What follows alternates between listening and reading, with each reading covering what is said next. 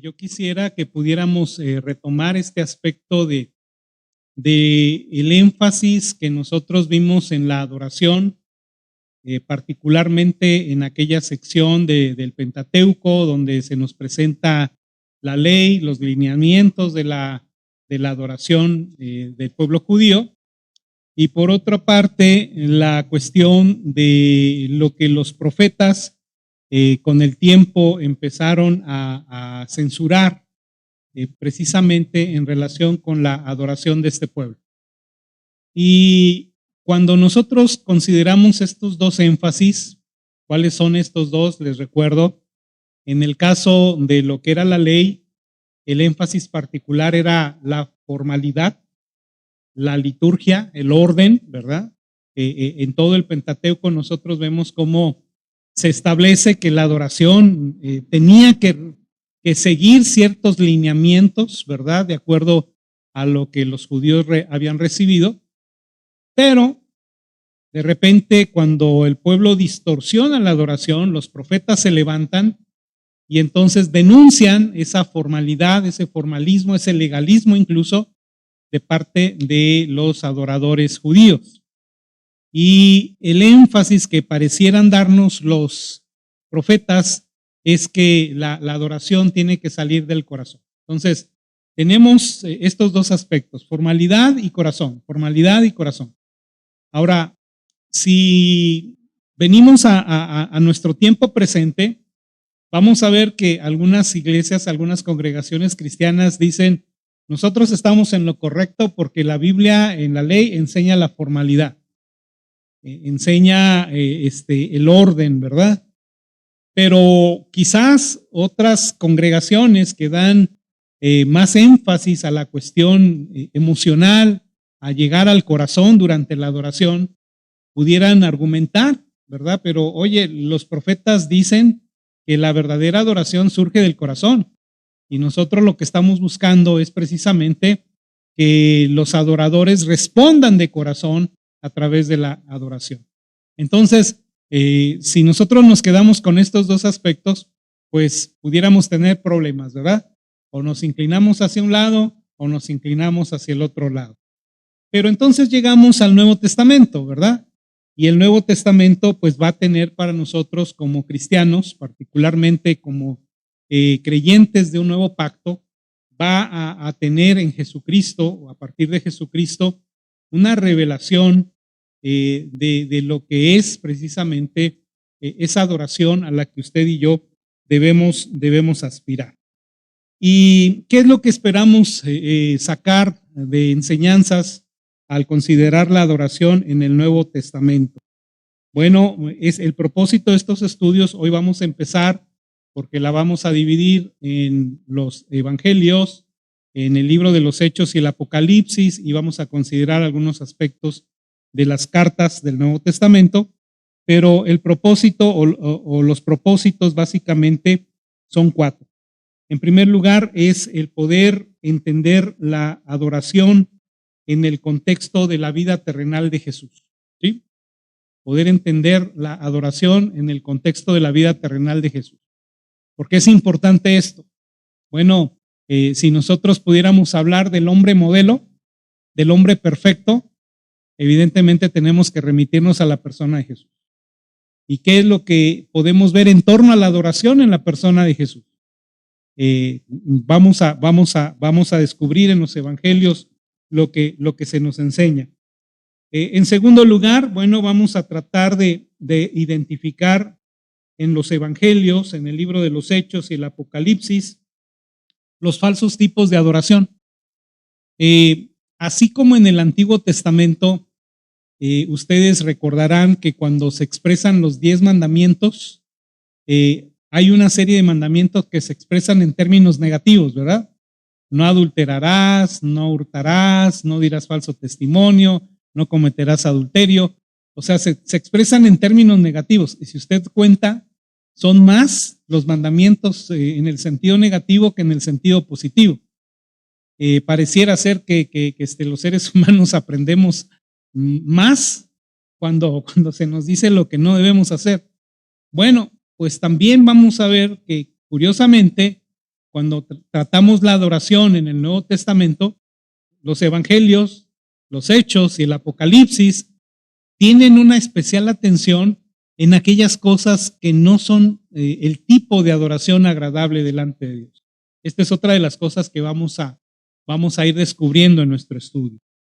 Una tercera cosa, hermanos, es en el sentido de desarrollar un compromiso, y esto lo vamos a ver particularmente en el libro de los Hechos, tanto de la adoración como del evangelismo, ¿sí? Uno de los problemas que tenemos en las iglesias contemporáneas es que las iglesias tienden a irse a uno u otro lado, ¿verdad? Algunas iglesias enfatizan la adoración y centran su actividad en la adoración y descuidan el evangelismo. Por otro lado, hay iglesias que enfatizan tanto el evangelismo que descuidan el aspecto de adoración. Entonces creo que la Escritura nos habla que tenemos que darle importancia tanto a lo uno como a lo otro, ¿verdad? Tanto a lo uno como a lo otro. Y a final de cuentas, yo les diría, ¿qué es lo que vamos a hacer por la eternidad? Adorar, ¿verdad? Adorar.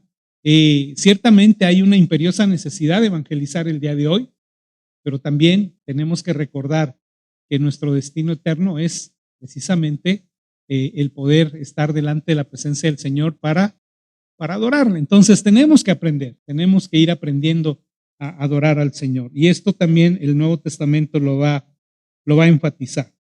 Y finalmente, bueno, también vamos a ver en esta parte, en esta sección de nuestro estudio, que debemos practicar una adoración centrada en Dios, ¿verdad? Esa es la adoración que agrada al Señor, una adoración centrada en Dios. ¿Por qué digo centrada en Dios? Porque vamos a ver que de una manera muy sutil la adoración puede desviar nuestro enfoque, ¿verdad? Desviar nuestro enfoque. Puede desviarlo hacia las formas, puede desviarlo hacia las expresiones, puede desviarlo hacia el legalismo, puede desviarlo hacia la sensualidad, puede desviarlo hacia la personalidad. Ustedes pónganse a pensar, ¿verdad?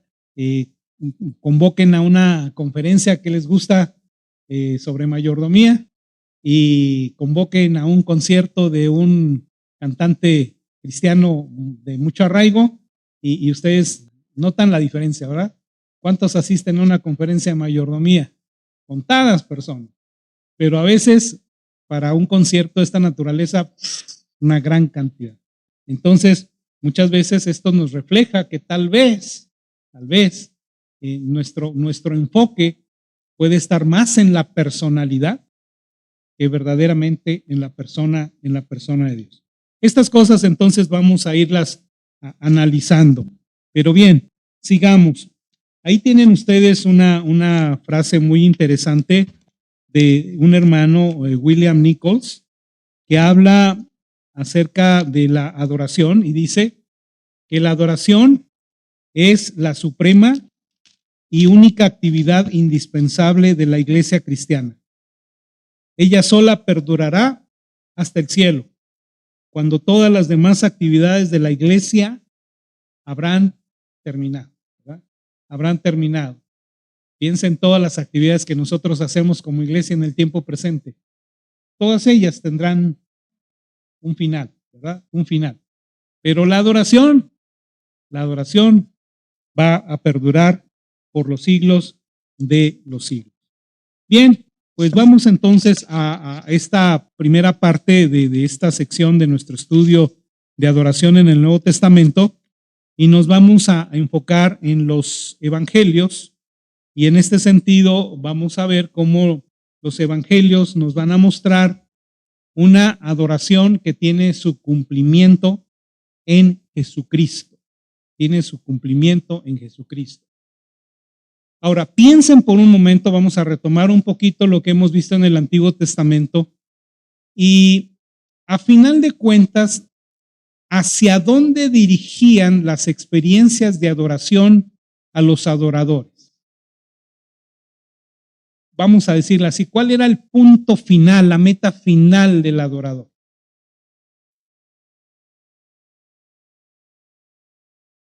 que ustedes pudieran decir, esta es ya el punto culminante de la experiencia de adoración? La predicación, el canto, la ofrenda.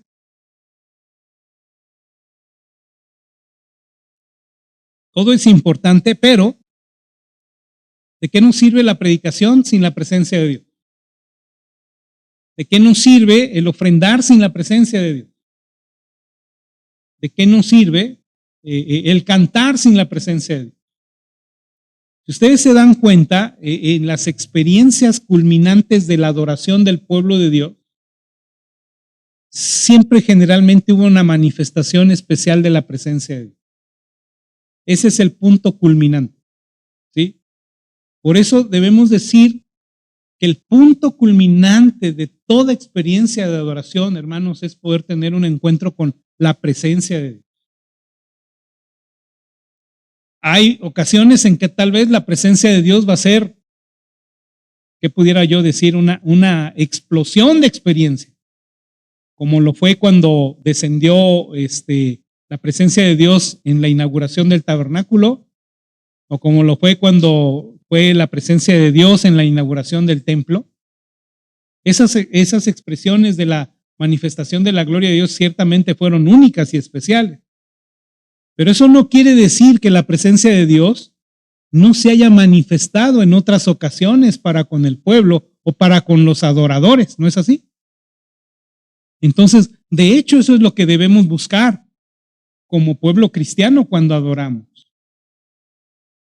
De nada nos sirve venir los domingos y hacer todo lo que usted pueda imaginarse si al final de cuentas no salimos con esa convicción, esa certeza de que pudimos estar en una comunión, en un contacto especial con la gloria de Dios, con la presencia de Dios. ¿Está usted de acuerdo conmigo? Y no estoy hablando de emociones, no estoy hablando de experiencias místicas, estoy hablando de una realidad, ¿sí? Realidad, porque a final de cuentas eso es lo que cuenta, hermano. Eso es lo que cuenta. Y eso es a lo que usted debiese aspirar cada vez que viene a adorar en compañía del pueblo de Dios. ¿Cómo es que Dios se va a manifestar en mi vida en esta oportunidad? Bien, ahora busque por favor lo que nos dice Juan capítulo 1 versículo 14. Entonces, aquel verbo fue hecho carne, habitó entre nosotros, vimos su gloria como la del unigénito del Padre, lleno de gracia y de verdad. Ahora, piense por un momento. La experiencia de la adoración en el Antiguo Testamento es llegar a tener un encuentro con la presencia o la gloria de Dios. Pero ahora la presencia o la gloria de Dios se manifiesta ¿en quién? En Jesús. Entonces, por eso podemos decir que Jesús es el cumplimiento de la adoración. ¿Sí? Jesús es el cumplimiento de la adoración y tenemos que verlo así. Jesús cumplimiento de la adoración. Ahora, pero cuando Jesús se humana, entonces tenemos necesariamente que poder considerar a Jesús desde dos perspectivas. Desde la de su humanidad como desde la de su divinidad o deidad, ¿sí? Son dos aspectos diferentes. Ahora, ustedes dirán, bueno, pero me parece ilógico que Jesús adore a Dios. ¿O ustedes han visto a Jesús adorando a Dios? Así que lo vamos a ver exaltando al Padre, glorificando al Padre, reconociendo al Padre y viviendo como el Padre quiere que viva, ¿sí? Entonces, no solamente es la culminación de la adoración, pero también es un modelo de adoración, un modelo de adoración. Vamos a ver entonces, en principio, algunos aspectos que la humanidad de Jesús nos muestran como modelo supremo de adoración. ¿Sí? ¿Cuál es el primer momento en donde podemos decir que Jesús nos es presentado en un cuadro donde hay de alguna manera un escenario de adoración y donde Él es participante de este acto, por llamarlo de alguna manera? ¿Cuál es la primera ocasión? Cuando Jesús es niño y José y María lo llevan al templo, ¿sí? Lo llevan al templo. Y ahí, hermanos, Jesús nos da un modelo de verdadera adoración, porque de alguna manera nos va a revelar el amor de Jesús por la casa de adoración. Él dice, no sabes que en los asuntos de mi Padre conviene estar. Y pudiéramos también traducir, en la casa de mi Padre me es necesario estar. ¿Sí? Entonces hay un celo ya manifestado desde esta infancia en un Jesús que tiene aprecio por la casa de Dios. ¿Sí? Ahora, ¿cómo empieza propiamente y cómo termina el ministerio terrenal de Jesús? ¿Cómo empieza?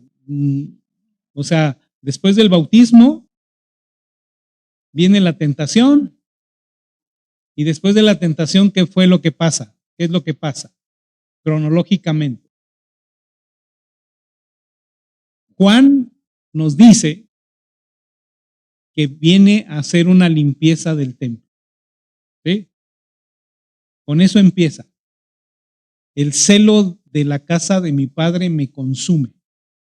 ¿Sí? ¿Y cómo termina el ministerio de Jesús? Con una nueva limpieza de la casa, ¿no? Hay dos ocasiones en que Jesús limpia la casa. Juan nos lo presenta al principio del ministerio y los sinópticos nos los presentan al final del ministerio. Pero en ambos casos, ¿verdad? La situación es precisamente enfatizar el celo de Jesús por la casa del Padre, ¿sí? Por la casa del Padre. Entonces, esto es algo que nos muestra cómo el Señor tenía celo por esto. Ahora, esto nos reflejará que para Jesús era importante la adoración. Era importante la adoración sin duda, porque lo que lamentablemente se estaba haciendo era limitar la oportunidad de la adoración de muchas personas. ¿Qué es lo que Jesús dice en torno a la casa? ¿Qué pasaje cita cuando reprende a los cambistas? ¿Qué pasaje cita?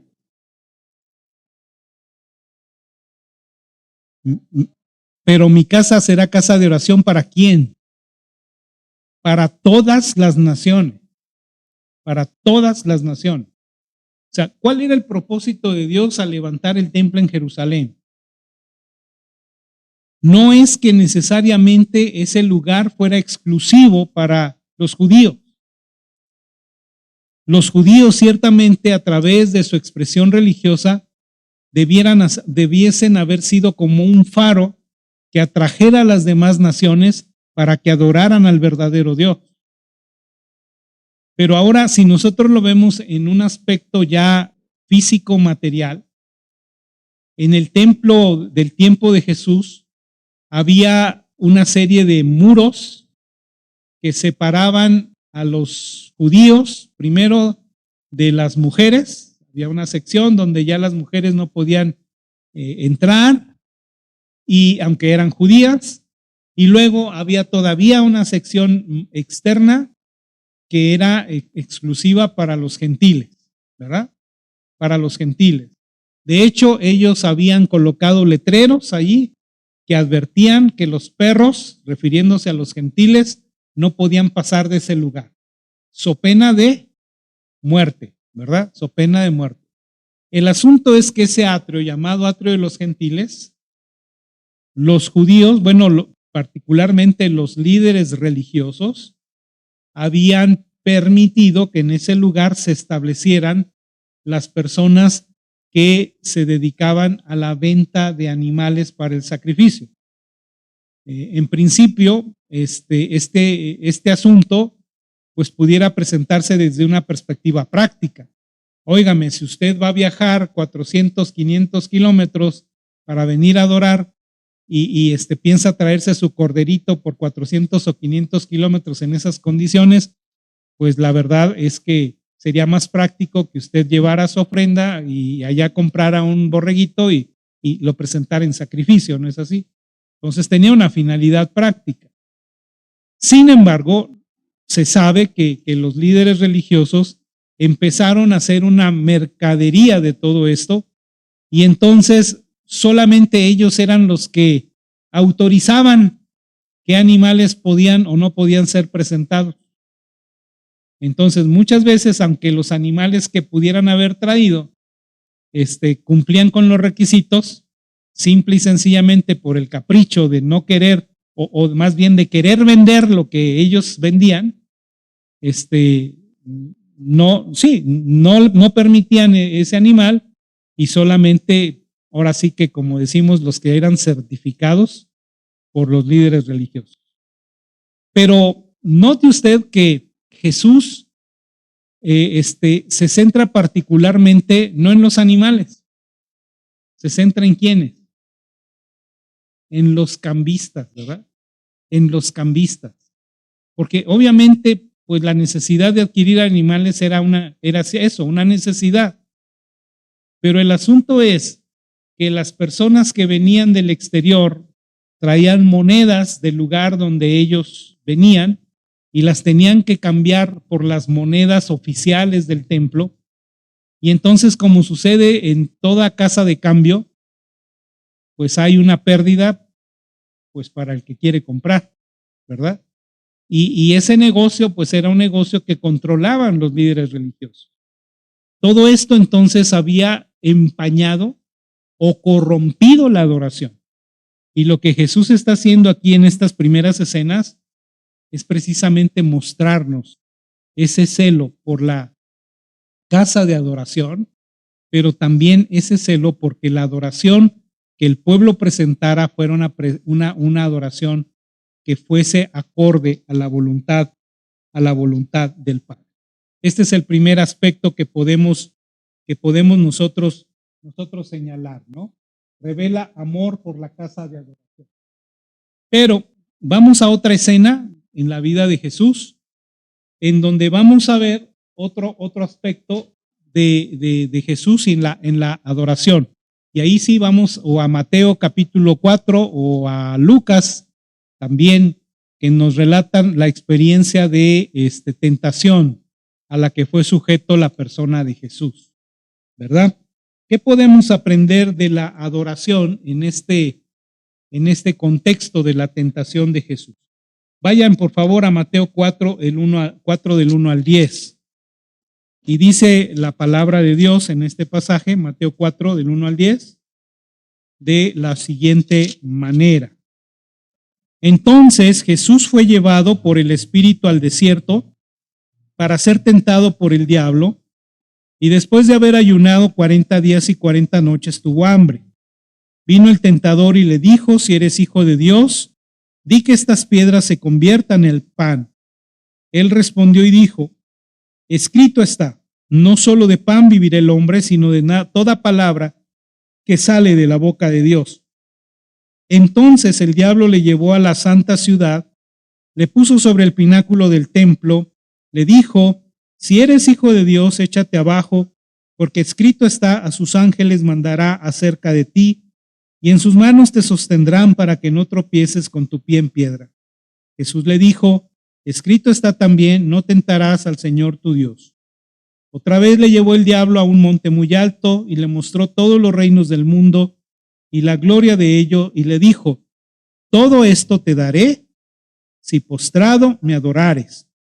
Entonces Jesús le dijo: vete, Satanás, porque escrito está, al Señor tu Dios adorarás y al solo servirás, Y el diablo entonces le dejó, y he aquí vinieron ángeles y le servían.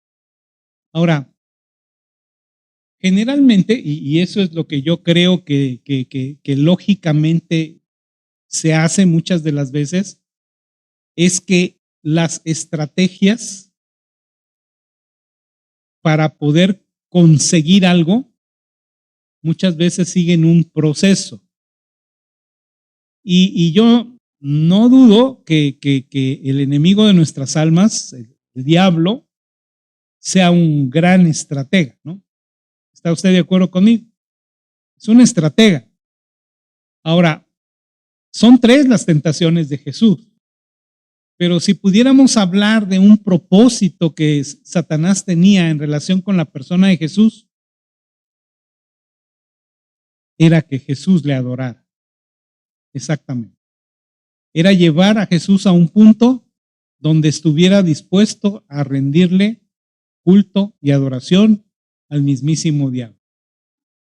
Qué osadía, ¿no? Qué osadía. Pero entonces, ¿qué es lo que nosotros podemos ver en esta experiencia de Jesús cuando se niega a adorar? Creo que la enseñanza que nosotros tenemos aquí es lo que es un tema constante a través de las Escrituras, y es que Jesús se levanta en contra de la falsa adoración. ¿Sí? Jesús se levanta y denuncia la falsa adoración. La falsa adoración es algo, hermanos, que contamina la vida religiosa del hombre. Y el ser cristiano no nos exime, hermanos, de muchas veces caer en el error de una falsa adoración. Y Jesús nos advierte.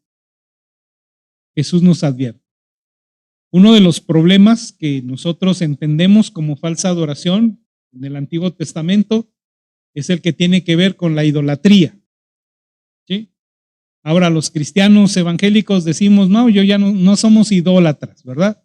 No tenemos imágenes, no adoramos a estatuas de madera o de yeso.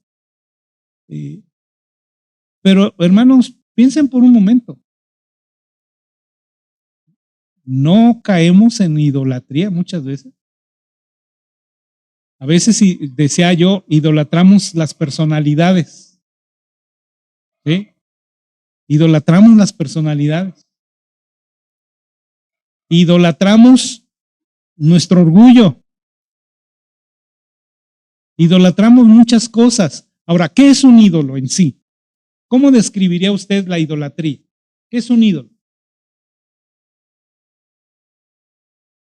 Es todo aquello que puede ocupar el lugar que le corresponde solamente a Dios. Cualquier cosa que usted pone y que le quite el lugar que le corresponde a Dios, se convierte en un ídolo para usted. Entonces, nosotros también tenemos que batallar con la idolatría. ¿No es así?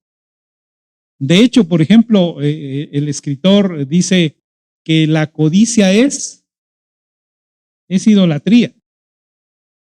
¿Y no hay cristianos codiciosos? Sí, también, ¿verdad? También se dan.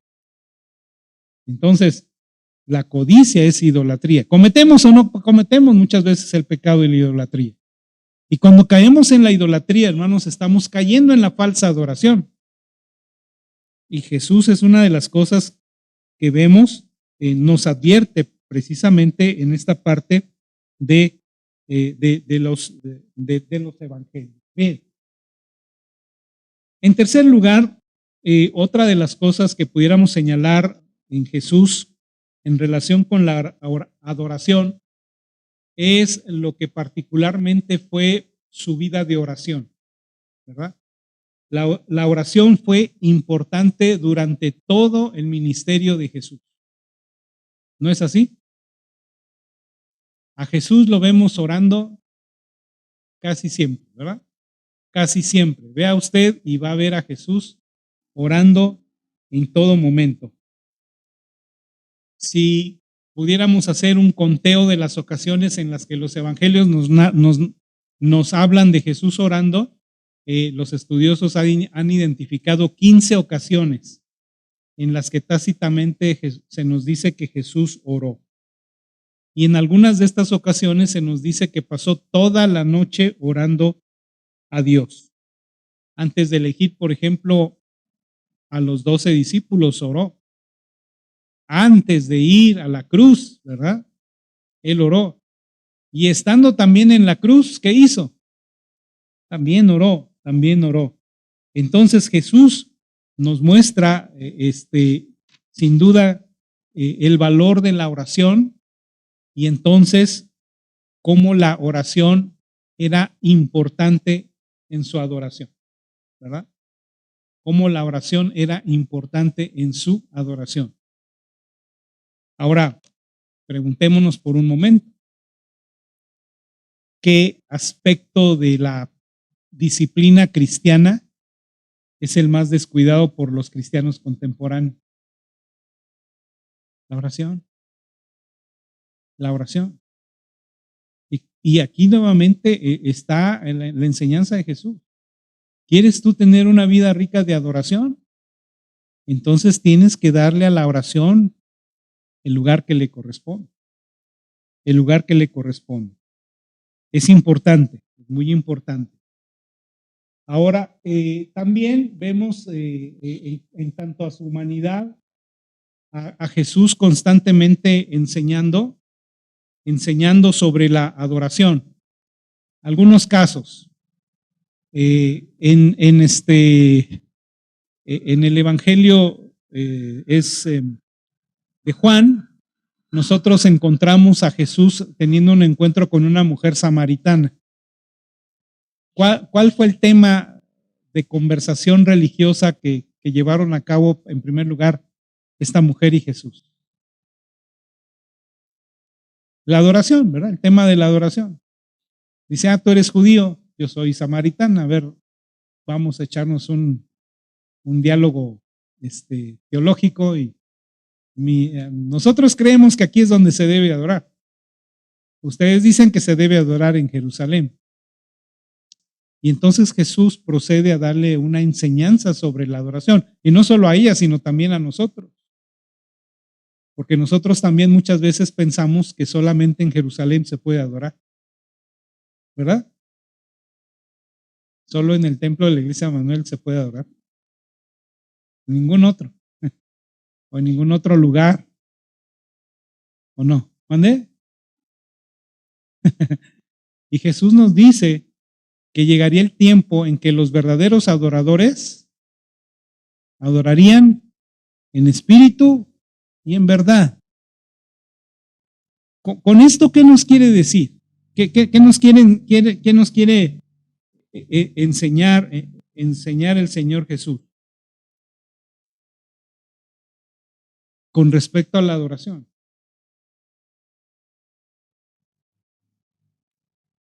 Que más importante que el lugar, es realmente esa experiencia personal de sabernos en la comunión con el Padre Celestial. ¿Sí? Más que el lugar.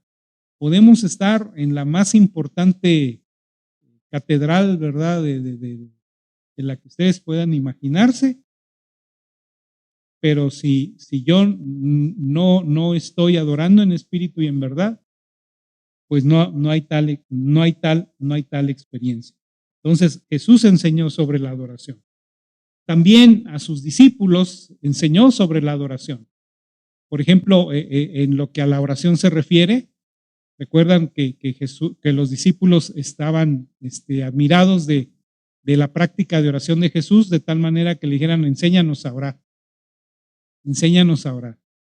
Y Jesús les enseñó acerca de la oración y también a través de parábolas, ¿no? A través de parábolas.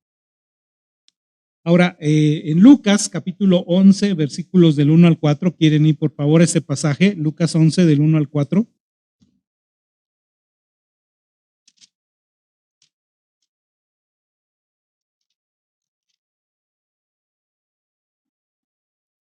Aconteció que estaba Jesús orando en un lugar. Cuando terminó, uno de los discípulos le dijo: Señor, enséñanos a orar, como también Juan enseñó a sus discípulos. Y les dijo: cuando oréis, decid: Padre nuestro que estás en los cielos, santificado sea tu nombre, venga tu reino, hágase tu voluntad como en el cielo, así también en la tierra. El pan nuestro de cada día, dánoslo hoy, y perdónanos nuestros pecados, porque también nosotros perdonamos a todos los que nos deben. Y no nos metas en tentación, mas líbranos del mal. Entonces, vean cómo incluso hasta en esta oración que llamamos oración modelo, Jesús enseña que la oración debe brotar de un corazón de adoración. ¿Cómo empieza? ¿Cómo empieza lo que damos en llamar el Padre Nuestro? Santificado sea tu nombre, ¿no? Santificado sea tu nombre. Y santificar significa honrar, ¿verdad? Es honrar como santo a Dios. Honrar como algo, como alguien especial y separado de todo lo que nos podemos imaginar. Entonces reconocemos de esta manera su dignidad de Dios. Pero también vemos que muchas veces en algunos casos, a Jesús se le observa denunciando la falsa adoración. Jesús denunciando la falsa adoración. Hay dos experiencias de adoración que Jesús comúnmente señaló y nos advirtió al respecto. La primera es la adoración que pudiéramos llamar hipócrita, ¿verdad? ¿Cuál es una adoración hipócrita? La adoración hipócrita pudiéramos definirla como aquella en donde se hacen las cosas correctas, pero por las razones equivocadas, ¿sí? Por las razones equivocadas. Por ejemplo, allá en Mateo capítulo 5 y 6, Jesús hablaba acerca de aquellos que daban ofrendas, aquellos que oraban, o daban limosnas, perdón, aquellos que oraban, pero que no lo hacían por los motivos correctos. ¿Por qué lo hacían? Para ser vistos de los hombres. Para ser vistos de los hombres. ¿Sí? Y hoy en día hay muchas personas que pudieran catalogarse de esa manera, ¿no? Que adoran solamente para ser vistos o aplaudidos por parte de los hombres. En Mateo 23 también vemos a Jesús condenando a los líderes religiosos que enseñaban correctamente sobre la adoración, pero sus corazones estaban muy lejos de Dios. Y Jesús les dijo a sus seguidores: escúchenos en las enseñanzas, pero no practiquen lo que ellos hacen, ¿verdad? Porque lo hacen con hipocresía. Lo hacen con hipocresía.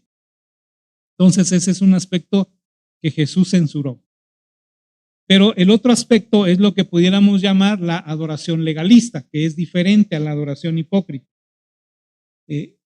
La adoración, en este caso, es con la intención de impresionar a Dios. O sea, mientras que en la adoración hipócrita yo busco impresionar a los que me rodean, en la adoración legalista yo busco impresionarle a Dios, ¿sí? Ahora, ¿podemos caer en este pecado? Definitivamente que sí. ¿Recuerda usted aquel fariseo que oraba en el templo cuando estaba por ahí un publicano y que decía: Dios, te doy gracias porque yo no soy como este publicano? Yo hago esto, y yo hago esto, y yo hago aquello, ¿verdad? Ese es el tipo de adoración legalista, que busca de alguna manera convencer a Dios.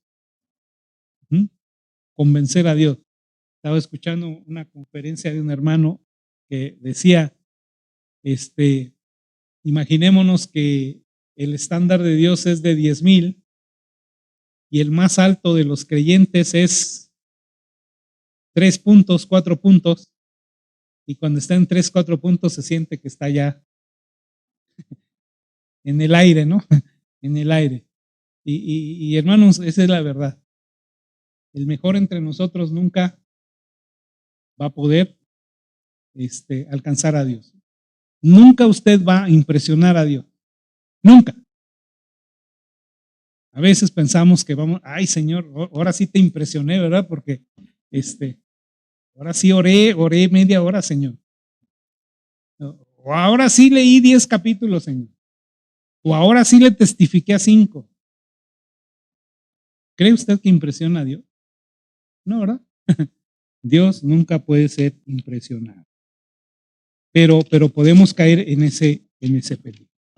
Terminemos nuestro estudio en esta noche, nada más haciendo mención, ya se cansó el puntero. Si le dan, ya, gracias. Para hacer mención aquí a Jesús en su deidad, yo quisiera enfatizar que este aspecto pues nos lleva a Jesús en la eternidad, ¿no? A Jesús en la eternidad. Ciertamente Jesús fue adorado por los hombres en su vida terrenal, aunque son escasos las ocasiones en las que vemos a Jesús siendo adorado, ¿no? En la vida terrenal. Son contadas las ocasiones. Pero en su muerte y resurrección Jesús cumplió la adoración para siempre.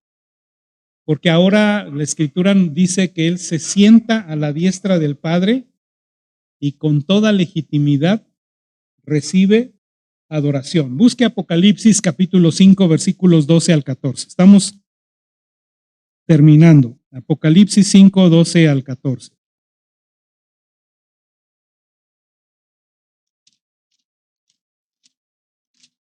Dice la Escritura: el cuarto ángel tocó la trompeta. Perdón, estoy en otro pasaje. Perdón. 5:12, 14. Dice: decían a gran voz, el cordero que fue inmolado es digno de tomar el poder, las riquezas, la sabiduría, la fortaleza, la honra, la gloria y la alabanza. Y todo lo creado que está en el cielo y sobre la tierra, debajo de la tierra y en el mar, y a todas las cosas que en ellos hay, oí decir, al que está sentado en el trono y al cordero sea la alabanza, la honra, la gloria, el poder por los siglos de los siglos, ¿verdad? Entonces, vemos aquí a Jesús en la eternidad recibiendo legítima adoración. Y el apóstol Pablo, escribiendo a los filipenses, pues también nos refiere a este Jesús que, habiendo humillado voluntariamente a sí mismo, ahora también es exaltado y adorado. Filipenses capítulo 2, versículos 9 al 11, dice de la siguiente manera, dice así: por lo cual Dios también le exaltó hasta lo sumo y le dio un nombre que es sobre todo nombre, para que en el nombre de Jesús se doble toda rodilla de los que están en los cielos y en la tierra y debajo de la tierra, y toda lengua confiese que Jesucristo es el Señor, para gloria de Dios Padre. Entonces, vemos, hermanos, que en este aspecto Jesús en la eternidad está ciertamente para ser adorado por siempre, por siempre.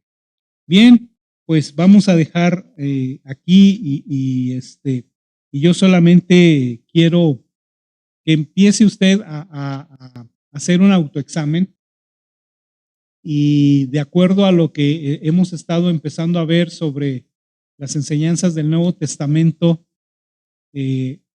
con respecto a la adoración, que usted pueda autoevaluarse y al hacerse esta autoevaluación se pregunte si realmente su adoración es una adoración genuina, es una adoración verdadera, o de alguna manera pudiera estar usted cayendo en una falsa adoración. Examínese a sí mismo y entonces corrija lo que sea necesario.